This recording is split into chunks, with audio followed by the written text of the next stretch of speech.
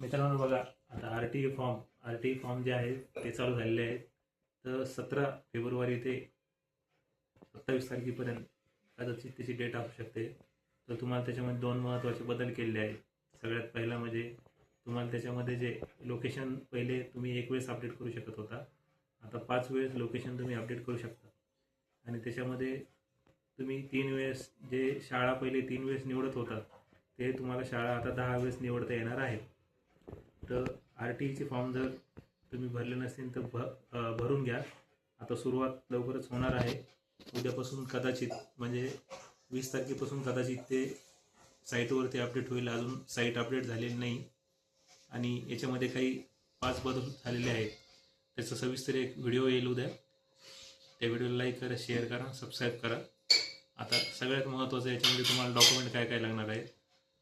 तर डॉक्युमेंट मुलगा किंवा मुलगी असेल त्यांचं आधार कार्ड सगळ्यात महत्त्वाचं आहे, आणि आईवडिलांचं आधार कार्ड आणि रहिवासी पुरावामध्ये तुम्ही जी शाळा निवडली आहे तिथून तुम्हाला 3 किलोमीटरच्या मध्ये शाळा निवडता येणार आहे किंवा 1 किलोमीटरच्या मध्ये शाळा निवडता येणार आहे. तर ही जर माहिती आवडली असेल तर जास्तीत जास्त शेअर करा, लाईक करा, आणि याच्यावरती आर टी ईवरती त्या डिटेल एक व्हिडिओ येईल.